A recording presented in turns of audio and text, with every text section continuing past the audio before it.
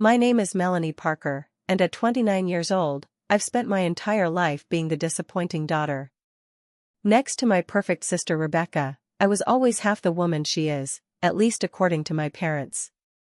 What they didn't know was that I had been building something in secret, something that would change everything. Last Christmas, at our family dinner, I finally revealed my $84,000 secret that left them speechless. Before I tell you how it all went down, let me know where you're watching from in the comments. And if you want to see how my family's faces looked when they learned what I'd been hiding all this time, hit that like button and subscribe to join me on this journey of underestimated daughters everywhere. I grew up in Oak Ridge, a neat middle-class suburban neighborhood in Connecticut where every house looked similar enough to maintain property values but different enough to avoid looking like a cookie-cutter community. My father, Richard Parker, built his career as a business executive at an insurance company, climbing the corporate ladder with calculated precision. My mother, Diana, was a former beauty queen who transitioned her perfectionist tendencies into a successful career as a real estate agent. They created a life centered around achievement, appearance, and status, standards that my older sister Rebecca exceeded effortlessly. Rebecca was everything my parents dreamed of, beautiful with her naturally blonde hair and slender figure, academically brilliant as the valedictorian of her class, and socially adept as the homecoming queen. By the time I was old enough to understand the family dynamic, it was clear that Rebecca was the golden child and I was, well, the other one. Our home was a shrine to Rebecca's achievements. The living room wall featured her academic certificates, sports trophies, and pageant crowns. My few participation awards and art contest recognitions were relegated to my bedroom or sometimes the kitchen refrigerator until they were replaced by Rebecca's latest accomplishment. When Rebecca turned 16, my parents gifted her a brand new red convertible with a personalized license plate that read RBCCA1. It sat in our driveway like a gleaming symbol of parental approval. 2 years later, when I reached the same milestone, I received a used laptop that my father's company was discarding during an upgrade cycle. The difference wasn't lost on me, but I told myself it was practical since I was more interested in design programs than driving anyway. Our family vacations were often scheduled around Rebecca's competitions or achievements. We spent my 13th birthday watching Rebecca compete in a state debate championship. My mother shushed me when I mentioned my birthday that morning, saying, "Let's not distract from Rebecca's big day." I remember sitting in that auditorium, watching my sister eloquently argue her points while I silently planned my own imaginary business empire in my notebook. School was another arena where the comparison between us was stark. Rebecca breezed through advanced placement classes, maintaining a perfect 4.0 GPA while participating in every extracurricular activity that would look good on a college application. I struggled with traditional academics, especially mathematics. My mind worked differently. I could look at market trends and intuitively understand patterns that others missed, but algebraic equations left me confused and frustrated. What my parents never appreciated was my creativity and business instinct. While Rebecca memorized textbooks, I was sketching product designs and creating marketing plans for imaginary companies. In 8th grade, I started a small business selling customized friendship bracelets to classmates. I reinvested my earnings to buy better materials, tracked which designs sold best, and adjusted my inventory accordingly. I made nearly $300 that semester, but when I proudly showed my ledger to my father, he barely glanced at it before saying, "That's cute, Melanie, but this isn't going to get you into college like Rebecca's debate medals." The summer before high school, I took a free online course on basic business principles. While my friends were at the mall, I was learning about profit margins and market differentiation. I developed a fascination with entrepreneurs who built something from nothing. These self-made success stories resonated with me in a way that my parents' traditional path to success never did. My bedroom became my sanctuary and business incubator. I covered one wall with inspiration boards and business ideas. I saved every dollar from babysitting jobs and birthday cards, keeping track in a small notebook I labeled Future Empire, Seed Money. I never showed this to my parents after learning my enthusiasm would only be met with practical concerns about college applications and stable career paths. The constant comparison to Rebecca created deep-rooted insecurity. I developed coping mechanisms, self-deprecating humor about being the family disappointment, downplaying my interests to avoid criticism, and eventually, sharing less and less about my true passions. I learned that my parents couldn't dismiss what they didn't know about. By my senior year of high school, while Rebecca was thriving at an Ivy League university, I had developed a protective emotional shell. I maintained average grades, participated in just enough activities to avoid parental concern, and quietly built my knowledge about business and entrepreneurship through online resources and library books. My college decision marked the first major step toward independence. Despite my parents' pressure to apply to Rebecca's alma mater, "They might accept you with your grades if we emphasize the legacy connection," my mother suggested, I chose the state university that offered a solid business program. My parents viewed this as settling for less, but I saw it as my escape route. The night before I left for college, I sat on my bed looking at my future empire notebook, now filled with 4 years of ideas, savings records, and business concepts. Rebecca had gone to college with a professional-grade laptop, a new wardrobe, and our parents' unwavering confidence. I was leaving with my used laptop, clothes I'd mostly bought myself from summer jobs, and something Rebecca never needed, a burning desire to prove everyone wrong. My years at State University were nothing like Rebecca's Ivy League experience. While she attended formal dinners with renowned professors and networked with the children of executives, I juggled classes with multiple jobs to make ends meet. My parents' financial support was minimal. They'd saved for Rebecca's expensive education and seemed to consider my more affordable college choice a reason to provide less assistance. I chose to major in business administration with a focus on entrepreneurship, a decision that my father called too general and my mother deemed not serious enough. During a tense phone call in my sophomore year, my father suggested I switch to accounting if you want a real job after graduation. I remained firm in my choice, despite knowing it was another disappointment to add to their growing list. While Rebecca received daily calls from our mother during her college years, I could expect a call once a month, predictably on Sunday evenings. These conversations followed a reliable pattern: brief questions about my classes, detailed updates on Rebecca's latest achievements, and thinly veiled suggestions about how I could be doing better. "Rebecca just got accepted into that prestigious medical research program," my mother would gush. "Her professor says she has real potential to revolutionize cardiovascular treatments." After a brief pause, she would add, "How is that marketing class going? Are you sure that's going to lead to a stable career?" These calls left me emotionally drained but more determined than ever to forge my own path. During my sophomore year, I met Jessica Lynn in a marketing class. Unlike my family, Jessica saw potential in my ideas. When I shared my concept for a specialized e-commerce platform during a group project, instead of dismissing it, she spent hours helping me refine the business model. Jessica became the first person who truly believed in my business acumen, and her friendship was a lifeline during those challenging years. "You have a gift for spotting market gaps," she told me once as we pulled an all-nighter for a project. "Your parents are idiots if they can't see what I see in you." My graduation day coincided with a ceremony honoring Rebecca's medical school research team. My parents sent me a text that morning: "So proud of you, honey. Sorry we can't be there, but Rebecca's team is receiving the Chancellor's Innovation Award. We'll celebrate your graduation at Thanksgiving."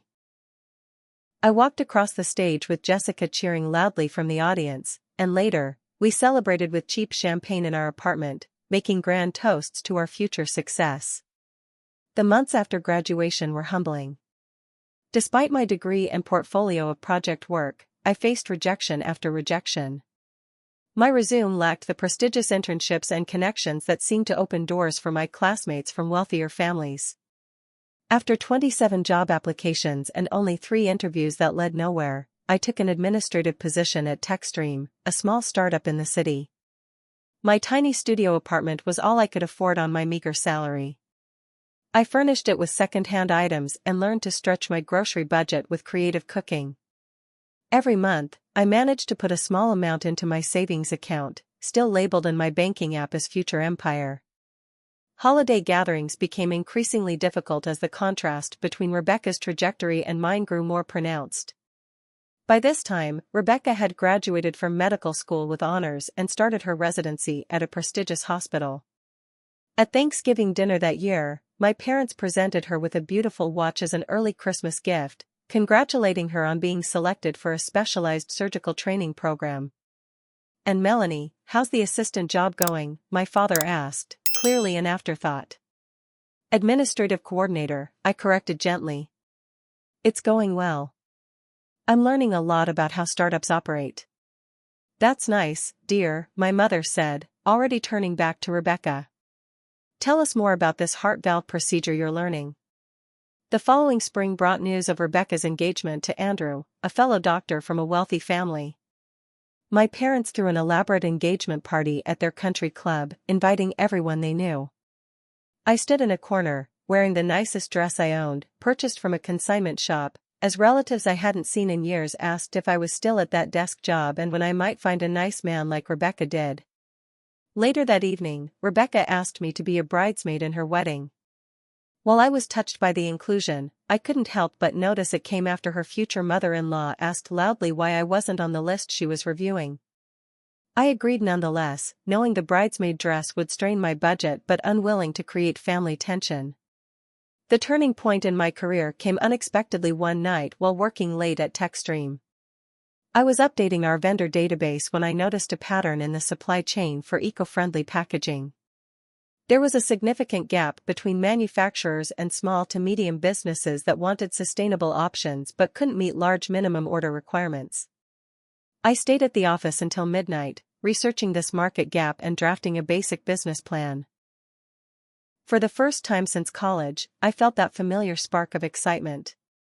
This wasn't just another business idea. This was an actual opportunity one could potentially capitalize on with the knowledge I'd gained working at the startup.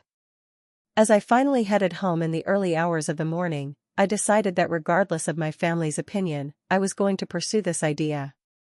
If I failed, at least it would be on my own terms. And if I succeeded, well, that might finally change the narrative that had defined my life for 29 years. The sustainable packaging gap I'd identified wasn't just a minor opening in the market, it was a chasm waiting to be bridged.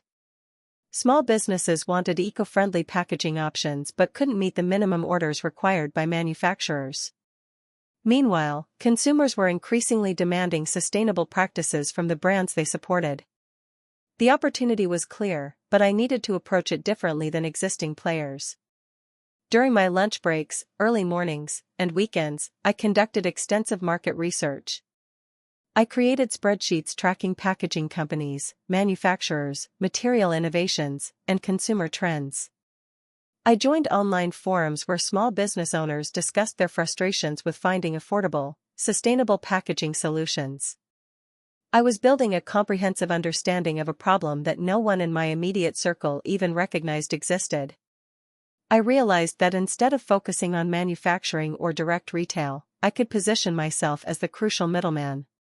By aggregating orders from multiple small businesses, I could meet manufacturers' minimums and distribute smaller quantities to my customers, all while adding value through design consultation and customization services. After 3 months of research, I took my savings of $3,200, the culmination of years of careful budgeting and side hustles, and registered Verdant Box, LLC. The name reflected both the sustainable nature of the products and my vision for helping small businesses grow. I designed a simple logo myself, using skills I'd learned from free YouTube tutorials, and created a basic website on evenings and weekends. The first challenge was finding reliable suppliers who would work with a new and proven business. I spent weekends visiting local artisans who worked with sustainable materials, explaining my vision and negotiating small initial orders. I found a family-owned paper mill 2 hours away that produced recycled packaging materials and convinced them to sell me small batches at just above wholesale prices, promising larger orders as my business grew. I converted half of my tiny studio apartment into a makeshift office and inventory space. My bed was pushed against one wall, while shipping supplies, product samples, and my laptop occupied the rest of the living area. It wasn't glamorous, but it was the birth of something that was entirely mine. The early months were difficult and discouraging. I launched my website with an inventory of recycled paper mailers, biodegradable packing materials, and a small selection of custom boxes. For the first month, I had only 2 orders, both from friends of Jessica who wanted to support my new venture. I continued working full-time at TechStream, coming home to fulfill orders, update my website, and reach out to potential customers until well past midnight. 6 weeks into my venture, while eating a sad microwave dinner and contemplating whether I'd made a terrible mistake, I received an email that changed everything. Harper Ross, a mid-sized beauty influencer with a focus on sustainable products, had discovered my packaging through one of my early customers. She loved the unique, eco-friendly design and wanted to feature Verdant Box in her upcoming video about sustainable brands. The video posted on a Tuesday evening. By Wednesday morning, I had more orders than I could process and nearly crashed my website. I called in sick to TechStream and spent the entire day frantically packing orders and updating my inventory system. That single feature resulted in $2,800 in sales, almost matching my initial investment. The sudden growth presented new challenges. I needed to streamline my operations, secure more inventory, and manage customer service while still working my day job. I taught myself inventory management through free online courses, built a better website during a weekend marathon coding session, and developed relationships with shipping companies for better rates. As months passed, Verdant Box continued to grow steadily. I expanded my product line based on customer feedback and market trends. I created an Instagram account showcasing how various small businesses used my packaging, which attracted more customers and created a sense of community around the brand. I was reinvesting almost every dollar of profit back into the business, taking only what I needed to cover my basic living expenses. After 8 months of growing Verdant Box while maintaining my position at TechStream, I reached a critical decision point. My business was now generating enough revenue to potentially support me full-time, but taking that leap meant abandoning the security of a regular paycheck, something my risk-averse parents had always warned against. During a rare Sunday dinner at my parents' home, I cautiously mentioned considering a career change. "I've been working on a side business that's doing well," I said as my mother served dessert. "I'm thinking about pursuing it full-time." My father barely looked up from his pie. "A side business? Like what, selling crafts online or something?" "It's an eco-friendly packaging company for small businesses," I explained, trying to keep the excitement from my voice. "I've been growing it for about 8 months now, and the response has been really positive." My mother patted my hand. "That sounds like a nice hobby, dear. But you need a real career with benefits and retirement plans. Not everyone can be successful like Rebecca." Speaking of Rebecca, she chose that moment to announce she'd been selected for a prestigious surgical fellowship. The conversation immediately shifted, my business venture forgotten as my parents lavished praise on my sister's latest achievement. Later that evening, as I was leaving, my father pulled me aside. "Melanie, this little online shop sounds fun, but don't do anything rash. Not everyone is cut out for the business world. There's no shame in a stable job with a good company." I drove home that night with his words echoing in my head. For a brief moment, I considered whether he might be right. Then I logged into my business account and reviewed the growth metrics, upcoming orders, and customer testimonials. The numbers didn't lie, Verdant Box wasn't just surviving, it was thriving. The next morning, I submitted my 2 weeks' notice at TechStream. My boss, surprised by my decision, asked what I planned to do next. When I told him about Verdant Box, he seemed genuinely impressed and even asked if I might need investors down the line. It was more validation than my family had ever offered. That night, I worked until 3 a.m., fulfilling orders, updating my business plan, and mapping out a strategy for the next 6 months. As I finally collapsed into bed, exhausted but exhilarated, I realized I hadn't felt this alive in years. My parents might not believe in my little hobby, but for the first time, their opinion didn't determine my worth. The first 6 months of running Verdant Box full-time were both exhilarating and terrifying. Without the safety net of a regular paycheck, every decision carried more weight. I transformed my apartment into an even more efficient workspace, with inventory stacked in every available corner and a dedicated photography area for product shots by the window with the best natural light. 3 months in, I hit my first major milestone, $10,000 in monthly revenue. I celebrated alone in my apartment with a single cupcake from the bakery downstairs and allowed myself one night off before diving back into work the next morning. The business was growing faster than I could handle alone, and I needed to make some difficult decisions about scaling. With orders increasing steadily, my apartment was no longer a viable operations center. After considerable research, I found a small warehouse space on the outskirts of the city. The rent would significantly increase my overhead, but the space would allow me to accept larger orders and store more inventory. I signed a 1-year lease, committing myself even further to this entrepreneurial path. The warehouse was nothing glamorous, concrete floors, fluorescent lighting, and basic amenities, but it represented a legitimate business operation rather than a side hustle.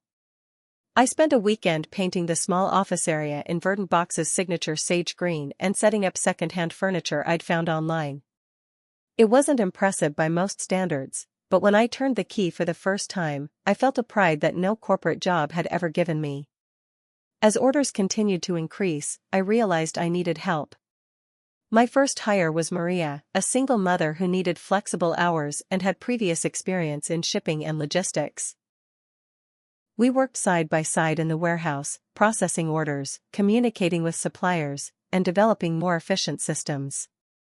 Maria's organizational skills complemented my creative approach, and together we established processes that allowed the business to handle higher volumes without sacrificing quality. Over the next year, I hired 4 more employees, all women from diverse backgrounds who brought unique perspectives and skills to Verdant Box. There was Jasmine, a recent graphic design graduate who elevated our packaging designs, Taylor, a former retail manager who overhauled our inventory system, Zoe, who transformed our social media presence, and Lucia, whose background in sustainable materials helped us source even more eco-friendly options. My team became more than just employees, they were collaborators and friends who believed in the company's mission. We celebrated each other's birthdays with small parties in the warehouse, supported each other through personal challenges, and built a work environment that valued both productivity and well-being, everything I'd wished for in previous jobs. 18 months after launching Verdant Box, I experienced one of my most validating moments as a business owner. While shopping at a local farmer's market, I noticed a soap vendor using our custom packaging. The vendor hadn't purchased directly from me but from one of our wholesale partners. Seeing my designs out in the wild, being used by someone who had no idea the creator was standing right there, gave me an indescribable thrill. As Verdant Box gained traction in the sustainable business community, we began receiving attention from online publications. Eco Business Monthly included us in their Green Innovators to Watch list. The Sustainable Entrepreneur podcast invited me for an interview about bootstrapping an eco-friendly business. Small Business Today featured our growth story in their digital edition.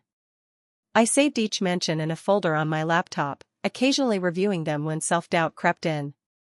Despite this professional validation, family gatherings remained an exercise in emotional resilience. My parents maintained a polite but dismissive attitude toward my business, treating it as a temporary phase rather than a legitimate career. At a family barbecue that summer, when a distant cousin asked what I did for work, my mother jumped in before I could answer. "Melanie has an online shop," she said with a smile that didn't reach her eyes. "It's very creative." Rebecca just completed her surgical fellowship and is joining the cardiothoracic team at Massachusetts General. The contrast between my parents' perception and the reality of my business became increasingly difficult to reconcile. Verdant Box was now generating 6-figure annual revenue, employed 5 people, and had a growing reputation in the sustainable business community. Yet at family gatherings, I was still introduced as having a little online business while Rebecca's every professional development was announced with pride. Rebecca's life continued to follow the perfect trajectory my parents had always envisioned. She and her husband Andrew purchased a stunning colonial home in an exclusive neighborhood. Their wedding photos, featured in a regional lifestyle magazine, showed them surrounded by Boston's medical elite. My parents displayed the magazine prominently on their coffee table, right next to the professional family portrait from which I was conspicuously absent, having been unable to attend the photo shoot due to a major client meeting. The monthly family dinners became increasingly difficult to attend. Each one followed a predictable script: extensive discussions of Rebecca's achievements, polite but superficial questions about my project, and subtle reminders of how I was failing to meet family expectations. I began limiting these visits to major holidays and occasional Sundays, protecting my mental health and focusing my energy on growing my business instead. During this period, I started seeing a therapist, Dr. Winters, to work through the complex family dynamics and persistent feelings of inadequacy. Our weekly sessions became an anchor as I navigated the disconnect between my growing professional success and continued personal struggles. "You've created a successful business from nothing," Dr. Winters pointed out during one session. "Yet you still measure your worth by your parents' outdated standards.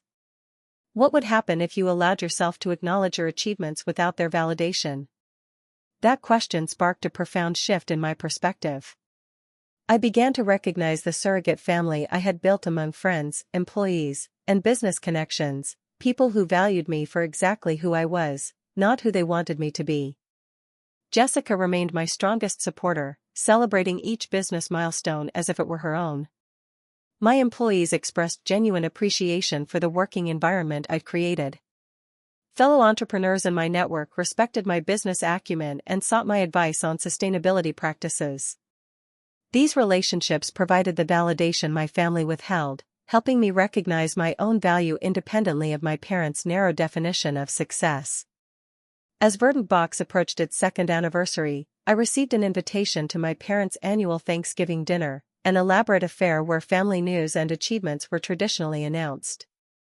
Rebecca would be there with Andrew, likely with some new accomplishment to share.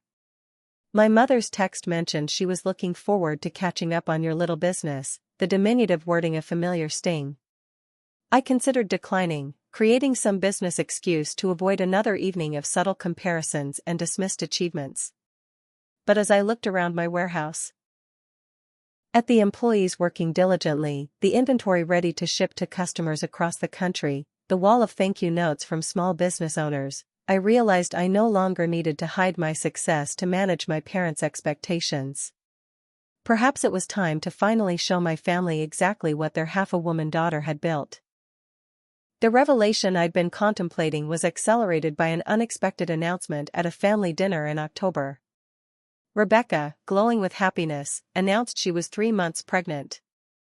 My parents erupted in joyous celebration, my father immediately opening a bottle of champagne he'd apparently been saving for a special occasion. "Our first grandchild," my mother exclaimed, tears streaming down her face. "I can't believe we're finally going to be grandparents." The dinner instantly transformed into a baby planning session. My mother spoke of converting their home office into a nursery for visits. My father discussed starting a college fund immediately. Rebecca detailed her plans for maternity leave and how Andrew's mother had already volunteered to help 3 days a week once she returned to work.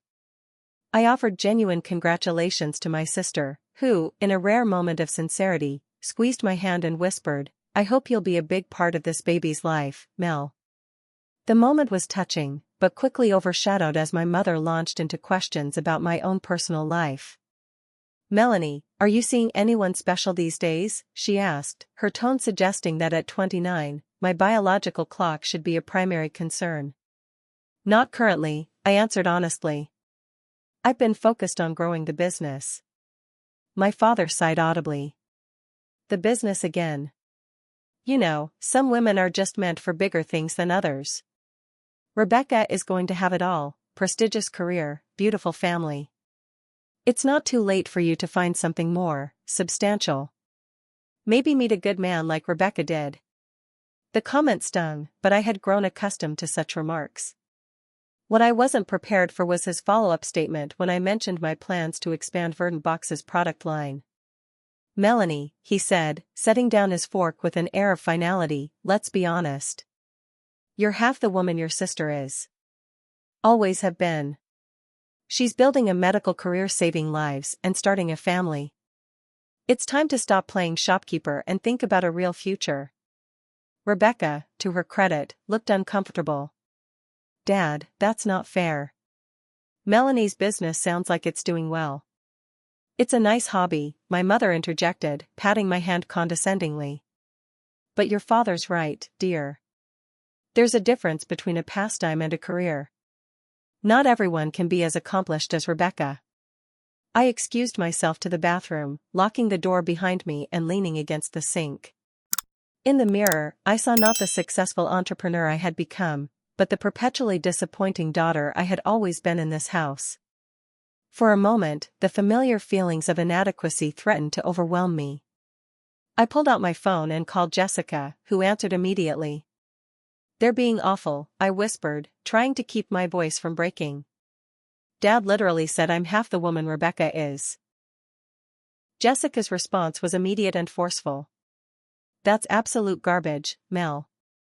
You've built something incredible from nothing while they've been bankrolling Rebecca's perfect life. Maybe it's time they knew exactly who you are and what you've accomplished." Her words resonated with something that had been building inside me for months. I'd been protecting my parents from the reality of my success, allowing them to maintain their narrative that I was somehow less than my sister. In doing so, I was perpetuating my own diminishment. "You're right," I said, a new resolve strengthening my voice. "It's time." 2 days after that disastrous dinner, I received an email that seemed almost cosmically timed. Evergreen Retail, a major chain specializing in sustainable lifestyle products, wanted to feature a limited collection of verdant box packaging in their stores nationwide. The initial order would be $84,000, more than my parents probably thought my business made in a year. The contract arrived the following week, with the signing scheduled for December 27th, the day after our traditional family Christmas dinner. It was as if the universe was providing the perfect moment for my revelation. I threw myself into preparation, both for the contract and the confrontation.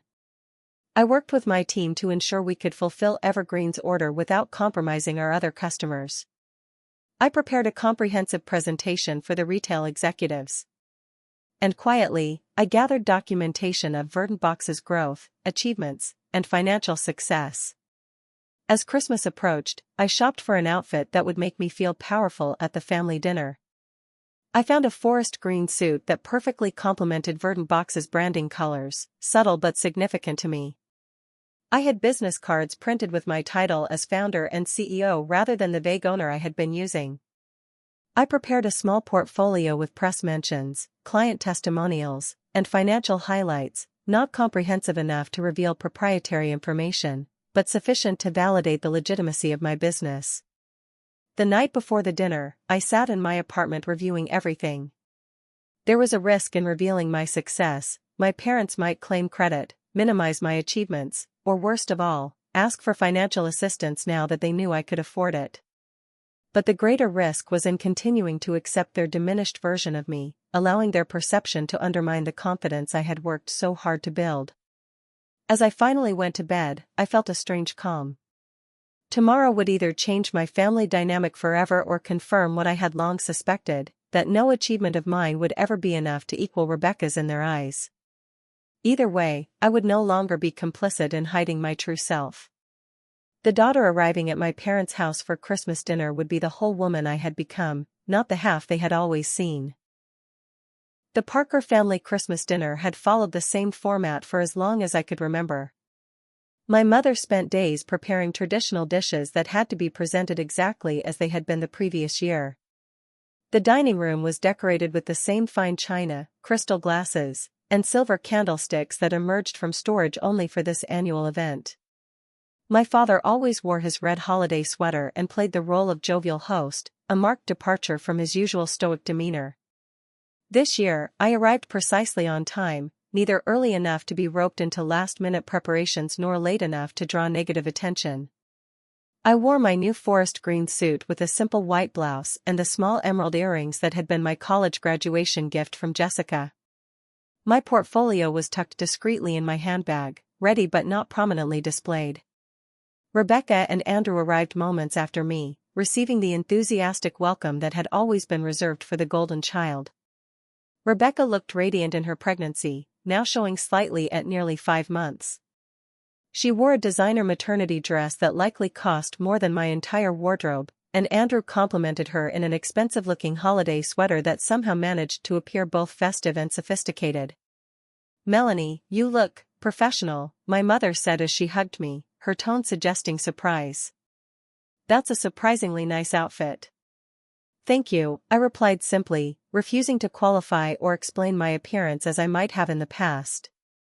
We moved through the familiar rituals of pre-dinner drinks, sparkling water for Rebecca due to her pregnancy, and carefully choreographed small talk.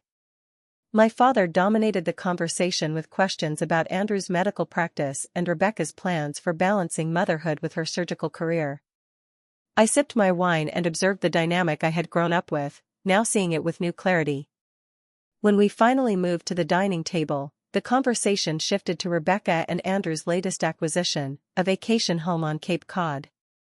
"It's just a small place," Rebecca said with practiced modesty, "but the ocean view is spectacular. We thought it would be perfect for weekend getaways with the baby." "And you got such a good deal," my mother exclaimed. "Andrew's financial acumen is remarkable." My father nodded approvingly. "Smart investment. Property in that area only appreciates. We'll have to come visit this summer." "Of course," Andrew agreed. "We have plenty of room. 3 bedrooms, so you can stay as long as you like." The planning for my parents' visit to the Cape House continued for several minutes before my mother suddenly remembered my presence. "Oh, and Melanie, what's new with you, dear? Still doing the packaging things?" "Yes, Verdant Box is doing well," I said, maintaining a neutral tone despite the dismissive framing of her question. "Did I tell you Rebecca's been invited to speak at the National Surgical Conference?" my father interjected, clearly uninterested in my response. Youngest speaker in the panel's history. The pattern continued through the appetizer and main course. Any brief mention of my life was quickly redirected to Rebecca's achievements or Andrew's successes. When I mentioned traveling to Portland for a sustainable business conference, my mother's only response was to ask if I was being careful with money, since these little trips can add up. "Speaking of trips," my father said, not bothering to disguise the subject change, "Rebecca and Andrew are considering a baby moon in the Maldives before the little one arrives. Doctors need their relaxation before the sleepless nights begin." As dessert was served, my mother's traditional Christmas trifle, the conversation turned to the customary end-of-year family announcements.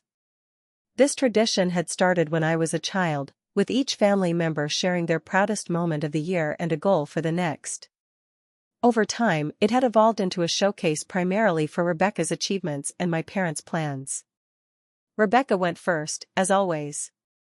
"Well, besides the baby, which is obviously our biggest news," she began, smiling at Andrew, "I've been offered the opportunity to head a new minimally invasive cardiac surgery initiative at the hospital.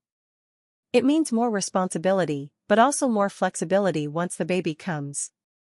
My parents exchanged proud glances, and my father raised his glass. "To Rebecca, breaking barriers in medicine and motherhood." Everyone clinked glasses, and then eyes turned expectantly to me. In previous years, I had offered safe, modest announcements, a small promotion, a new apartment, once even a half marathon I'd completed. This year would be different. "Actually, I have some significant news to share," I said, my voice steadier than I expected. "Verdant Box has been growing substantially over the past 2 years." "That's nice, dear," my mother said with the automatic response she always used for my updates. "Is that the dessert announcement, or did you have something else to share?" "That was just the introduction," I replied, reaching for my bag.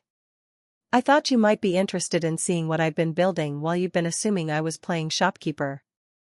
I removed a sleek folder embossed with the Verdant Box logo and placed it on the table. From it, I extracted several professional photos of our warehouse, team, and products. Verdant Box now employs 7 people full-time, including myself. We work with over 300 small businesses across the country, providing sustainable packaging solutions. I slid the photos across the table. "That's our warehouse facility. That's the team at our last quarterly meeting. These are some of our newest product lines." My mother picked up a photo with a confused expression. You have employees? I thought this was just an online shop you ran yourself. It started that way, I acknowledged. But we've grown considerably. In fact, I removed the evergreen retail contract letter, careful to fold under the specific financial details while leaving the company logo and general terms visible. I've just secured a partnership with Evergreen Retail to create an exclusive collection for their stores nationwide. My father's expression shifted from dismissive to curious. He reached for the letter. Evergreen? The big chain with stores in every major city? Yes.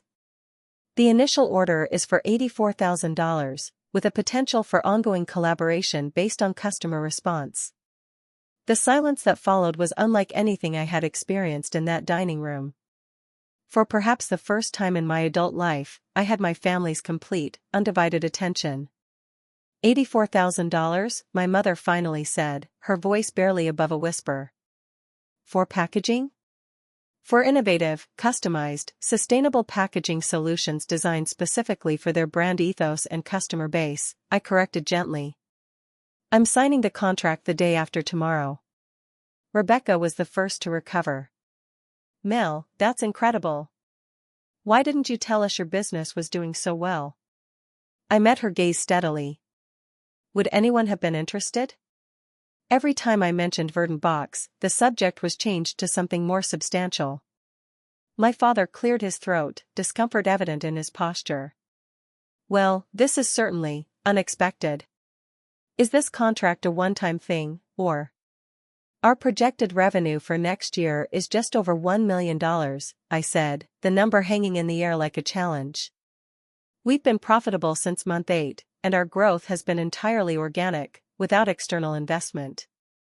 I slid another document across the table, a business profile from Sustainable Entrepreneur magazine that had featured Verdant Box the previous month.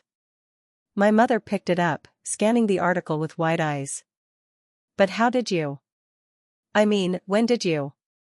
While you were telling me to find a nice man like Rebecca did, I was building a company, I said, keeping my tone even despite the emotions threatening to overflow. While you were suggesting I stop playing shopkeeper, I was creating jobs and helping hundreds of small businesses reduce their environmental impact.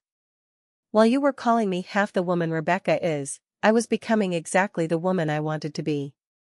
I looked directly at my father. You were right about one thing, some women are meant for different things than others. Rebecca is an extraordinary surgeon, and she'll be a wonderful mother.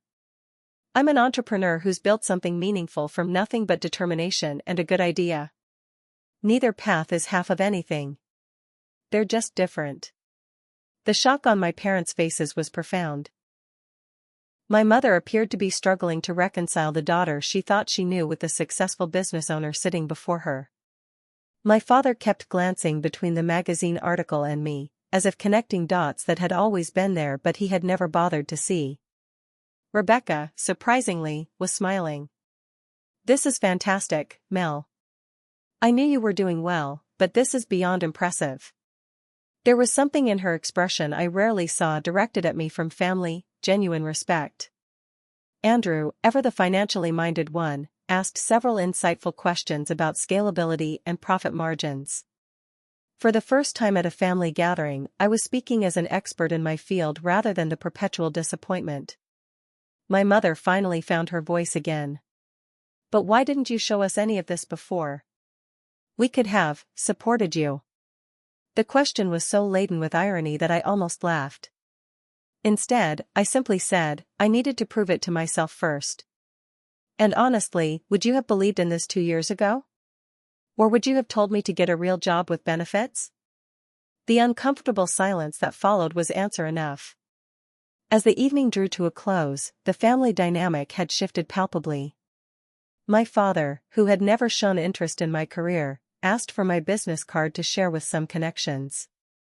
My mother mentioned a friend whose daughter was starting an eco-friendly cosmetics line who might benefit from my packaging solutions. They were trying, awkwardly, belatedly, but trying nonetheless. As I prepared to leave, Rebecca pulled me aside in the hallway.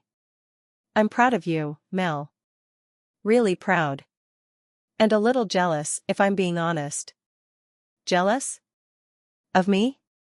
The concept was so foreign I almost couldn't process it. She nodded. You built something that's completely yours. No one handed you anything or paved the way. That takes incredible courage and vision. She paused, rubbing her pregnant belly absently. I've always followed the path laid out for me. Sometimes I wonder what I might have created if I'd been brave enough to forge my own way. Her words were perhaps the most meaningful validation of the evening, not because I needed my sister's approval, but because for the first time, she was seeing me clearly. As I drove home that night, I felt lighter than I had in years. I wasn't naive enough to believe that one dinner would completely transform 29 years of family dynamics. But I had finally claimed my space at the table, not as Rebecca's lesser shadow, but as my own complete self. The half-woman narrative had been shattered, replaced by something far more powerful, the truth. The days following the Christmas dinner revelation created a strange new reality in my relationship with my family. The morning after, I received a text message from my father, something so rare that I initially thought it might be meant for someone else. It read simply, "Very impressed with your business presentation last night. Let's talk more about your expansion plans sometime." I responded with a polite but reserved acknowledgement, unsure how to navigate this unfamiliar territory of parental interest in my professional life. Years of emotional self-protection don't dissolve overnight, and I approached this new dynamic with cautious optimism. 3 days after Christmas, I signed the contract with Evergreen Retail, officially cementing the $84,000 deal that would put Verdant Box products in stores nationwide. Jessica accompanied me to the signing, both as moral support and to take photos for our company's social media. We celebrated afterward with champagne at a rooftop restaurant overlooking the city, a far cry from the silent self-congratulation of my first major milestone 2 years earlier. To the woman who built an empire while her family wasn't watching, Jessica toasted, raising her glass. And to their faces when they finally saw it. The following weekend, my father called and asked if he could stop by the warehouse to see the operation. I agreed, curious about what this visit would entail. He arrived in a pressed shirt and slacks, looking somewhat out of place among the recycled materials and eco-friendly aesthetic of our space. I gave him a tour, introducing him to the team members working that day and explaining our processes. He asked surprisingly detailed questions about inventory management and profit margins, occasionally making suggestions drawn from his corporate experience. Some were outdated for our business model, but others contained kernels of useful insight that I filed away for consideration. "This is all very professional," he said as we concluded the tour in my modest office. The surprise in his voice was both gratifying and irritating, as if he had expected to find a glorified arts and crafts project rather than a legitimate business. "We are professionals, Dad," I replied evenly. "Everyone on this team brings valuable skills and experience to the table." He nodded, looking slightly uncomfortable. "I may have underestimated what you were building here." It wasn't quite an apology, but from my father, it was as close as I was likely to get.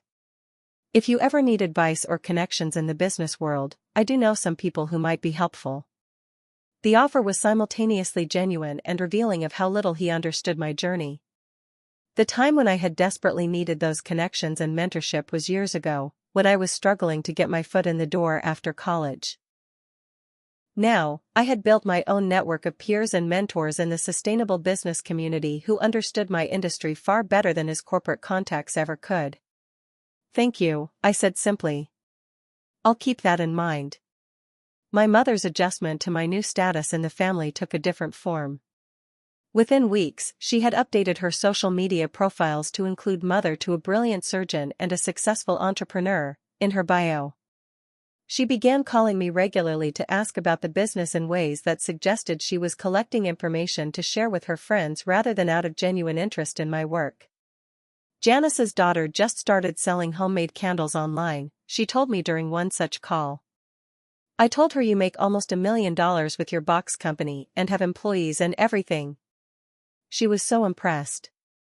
It was a strange feeling to have my achievements suddenly become a point of parental pride, especially when that pride seemed more focused on how my success reflected on them than on the work itself.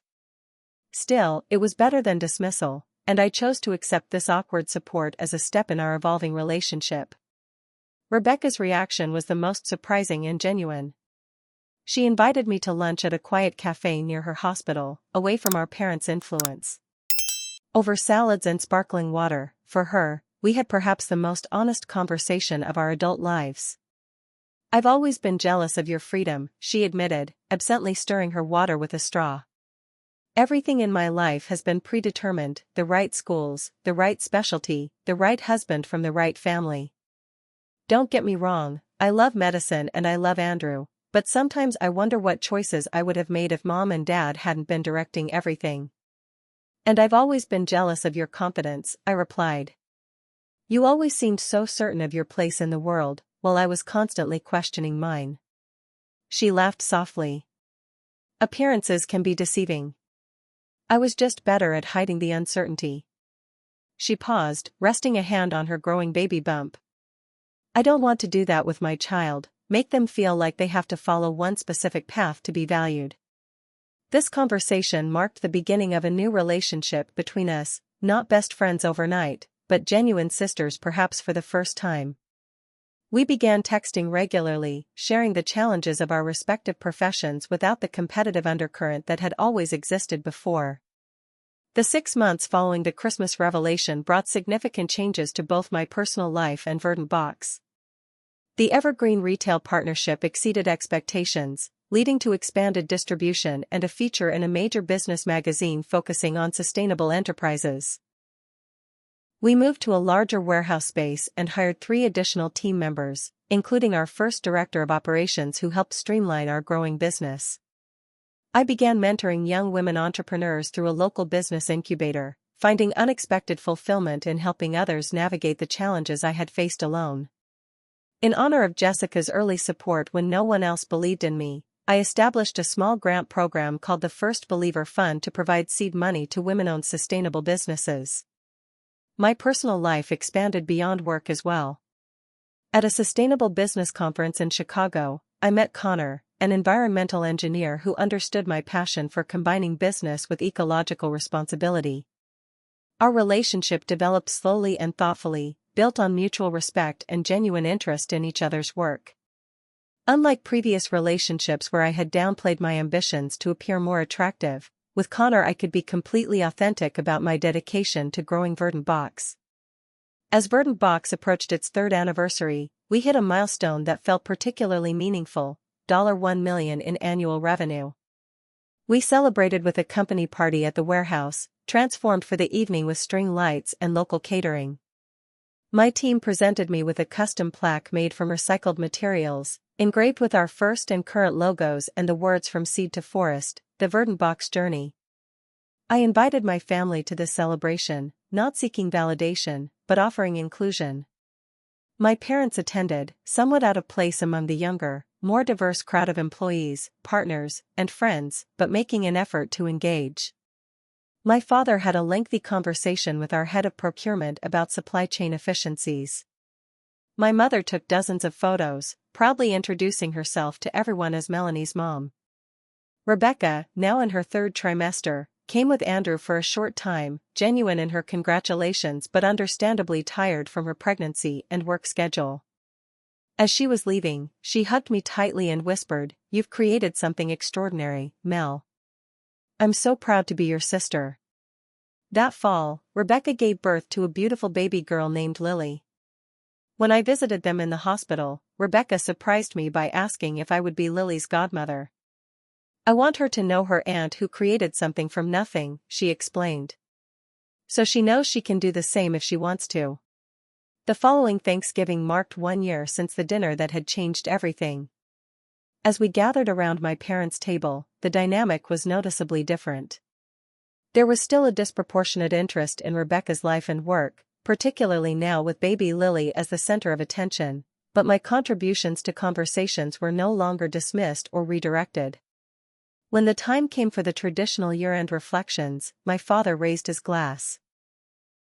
"To both my daughters," he said, his voice carrying an emotion I rarely heard. "To Rebecca, who heals hearts, and to Melanie, who builds futures. Your mother and I are proud of the women you've become." It wasn't a dramatic transformation or a perfect resolution. There were still moments of old patterns emerging, still instances where I felt the weight of decades of being the other daughter. But there was also a new foundation of mutual respect and recognition that hadn't existed before. As I drove home that night, I reflected on the journey of the past 3 years. From a tiny apartment office with $3,200 in savings to a thriving business with a team of dedicated employees and national distribution. From being seen as half the woman my sister was to being recognized as a whole and complete person in my own right. The validation from my family was gratifying, but I realized it was no longer essential to my sense of self-worth. The true transformation hadn't been in how they saw me, but in how I saw myself, as a woman capable of creating something valuable and meaningful on my own terms. Being half the woman my sister is had never been the reality. The truth was both simpler and more profound. I was always completely my own woman. And that, I finally understood, had always been my greatest strength. If you've ever been underestimated by family or felt like you were living in someone else's shadow, I'd love to hear your story in the comments. How did you find your own path and prove your worth to yourself and others? Don't forget to like this video and subscribe if you want more stories about finding your voice and claiming your space. Remember, sometimes the people who know you the least are the ones closest to you, and the greatest revelation is showing them who you truly are. Thank you for listening to my story, and may you have the courage to reveal your own $84,000 secrets when the time is right.